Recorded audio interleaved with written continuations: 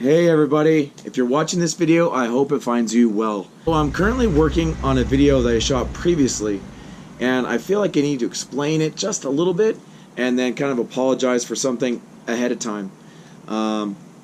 Basically, the video was so spontaneous.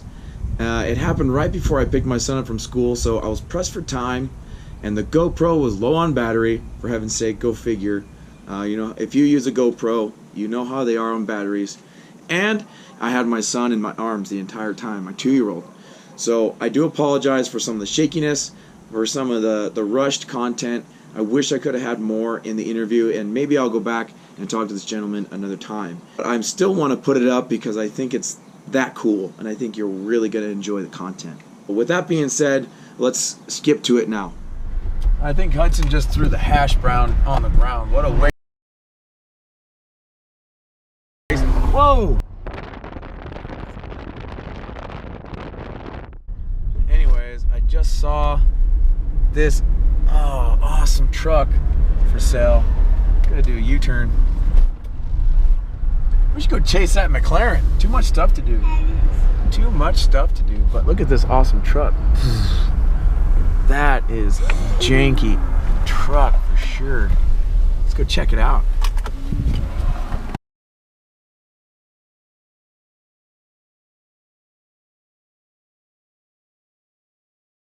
This one here, like I said, it's a 2-ton dump. And right now, it starts up, runs beautiful. Yeah? It's only got 52,000 miles on it, dude. Only got 52,000, but the deal is they took it into a guy, and it's a PTS, runs off the clutch, not off of the... the PTO? PTO. Oh, for the dump bed. Yeah, it's even better than it's got the PTO, but what he did, it runs off the clutch, and I don't know if he over-adjusted or he did what it did to it, but hopefully it's just some adjustment. But the worst would be a clutch. Yeah, clutch. Oh, that's awesome. So it's it's a 4-speed? Yep. Type situation? There's a 351 in this also? Mm-hmm. Wow. I'll start it up for you. Where are these rigs? This is a 77, and that one's a 75. Ah, that's awesome. It's got an aluminum radiator in it? How nice. Yeah, it's only got 52,000 miles. That's I'm going there right legit. now. Boop, pops right over. Carry. That'd be cool, because I got a Bronco project, and it'd be cool to drop this engine in there. No, I think this is a Cleveland. I'm not sure. I'm pretty sure it's a 351 Cleveland, which would be a 4-bolt main. So I've never checked it. Yeah, I have no idea what all this stuff means. That's what he said. He goes, this is 351 Cleveland, and that's the ones we wanted for putting in the race cars because it had the 4-bolt main. 4-bolt main, yeah. So we'd get them out of the trucks. That's awesome. Yeah, how much do you want for the truck that's in the front? $300. $300.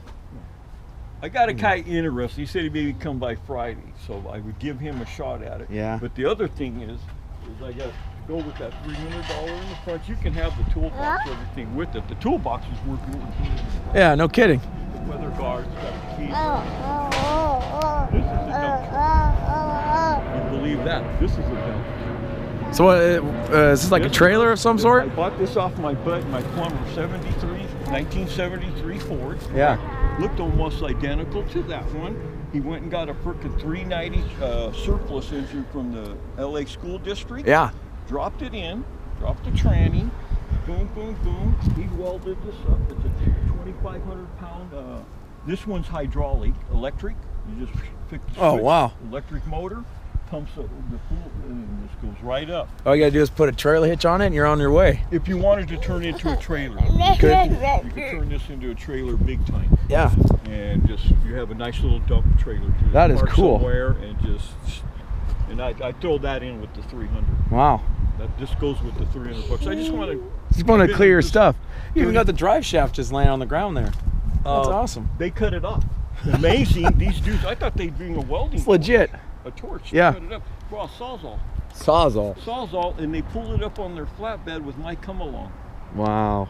Cut it right here. There's some legit dudes. Just went and hauled it on. I go, there they went. So, business, and I'm done with it. I'm out of the business. I retired. What kind of rear axle is that? Do you know? I don't know. If it's a Ford, it's a Ford. Oh, is it a Ford? Yeah.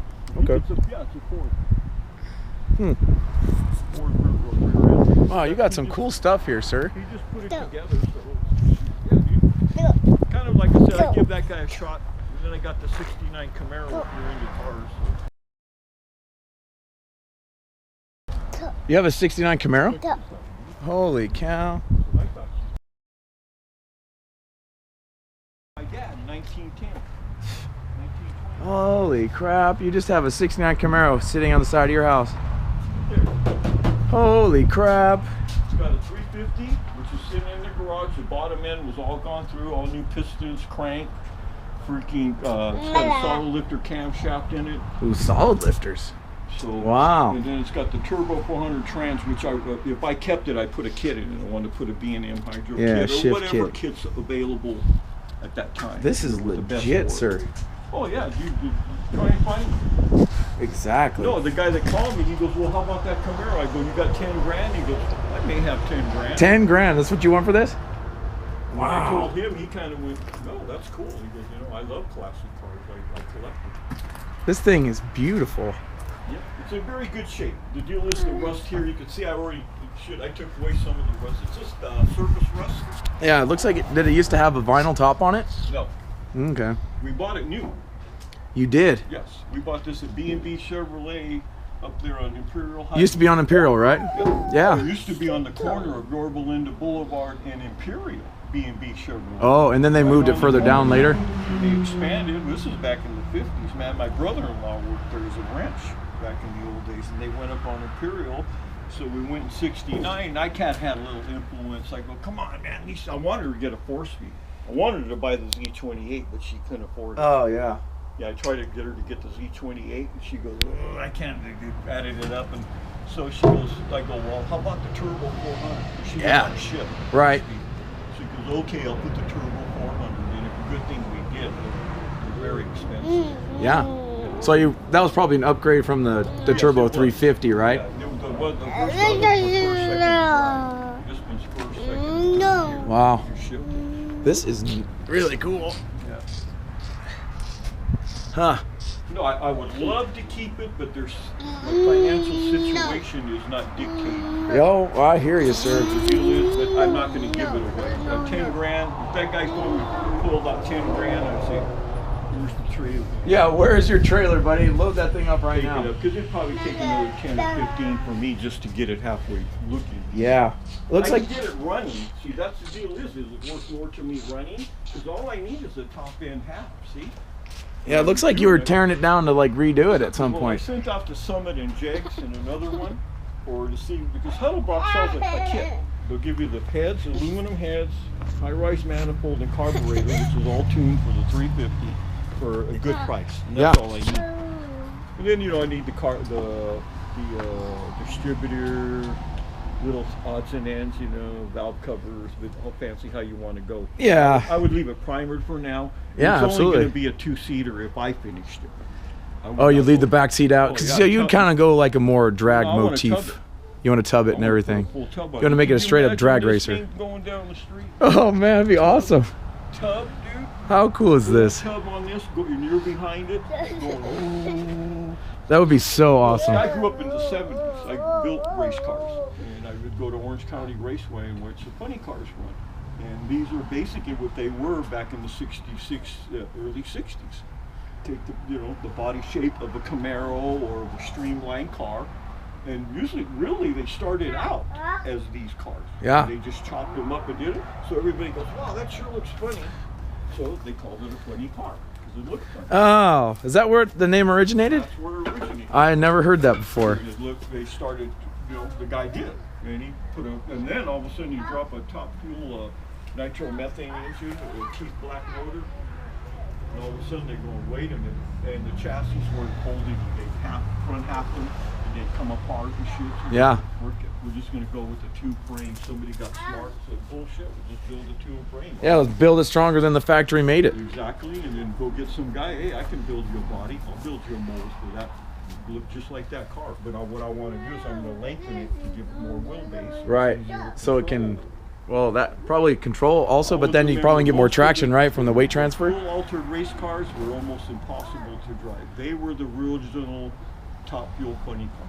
This is really, So really I cool. If I told you the way I wanted it to finish, it'd be crap. No, my goal was to lengthen it Yeah. a little bit and put a big block blown motor in it. Oh, yeah. All polished chrome, painted black, all black, had the tub. You pull that into a car show and I go, yes, it is showing. You'd lengthen the wheelbase Yeah. a little bit? Is that what you mean? So I'd like to do it maybe here in the middle because we back half it. I'm going to back half it, so what I do is I add to give it that streamlined look. Oh, wow. That's cool. Go look back and maybe get a magazine from old school and go, wow, that's what he was talking about. Yeah, And that Camaro would look almost like that. I'm a car guy, but I mean, I can't say that I ever really heard No, of that happening. I'm an extremist. You know, with this, you could go to the extreme and just blow people away because they only made it 1 year. That's what makes it so attractive. Yeah. This model was only Yeah, a 1 year car, huh? 1 year car, one and done. And a 67 and 68 were similar, the 67, and then 69 different. Yes. And then they went to the 70, and it totally changed. This big old round thing. Yeah. Yeah. Just a The round first blob. first gen 69. And That's they the way to went go. More and more to where you didn't even know. So how much did you buy this car for in I think 1970? she paid $3,300 for $3,300 bucks for a 350 and a turbo 400 it. and Brand new. $3,300. oh. Well, anyway, I had to leave talking to Frank because I had to pick up my son from school, but that guy was super cool, and he's got that 69 Camaro shell for sale. So anyways, who would have thought, or who would have known that, you know, in the smack dab in the middle of my town in some kind of rundown shack, he's got such a gem on the side of his house. So that was really, really cool. I didn't even get to the original purpose why I was actually going there, which was a $300 truck that was for sale in his front yard. So probably have to go over there again and check that out kind of another time, because I'm almost out of battery. I thought for sure I was going to run out of battery while we're talking. That was one of the coolest experiences that materialized out of absolutely nothing, and I thought that was really, really fun. Based on what happened with Frank, I'd like to do that more so with people in the future. There are so many cool stories out there, so many cool cars out there, finished and not finished, as you can see, that I would like to showcase, that I'd like to put on YouTube for people to see.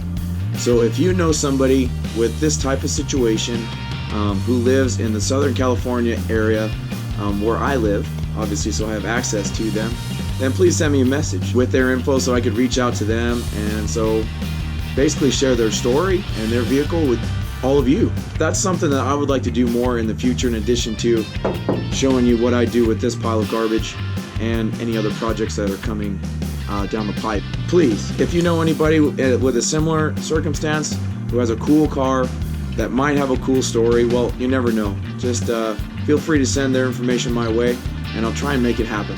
But I really, really enjoyed that experience, and so I'd like to do it more. Thanks for watching. If you haven't subscribed, please do so, and I hope you have a great day. See you next time.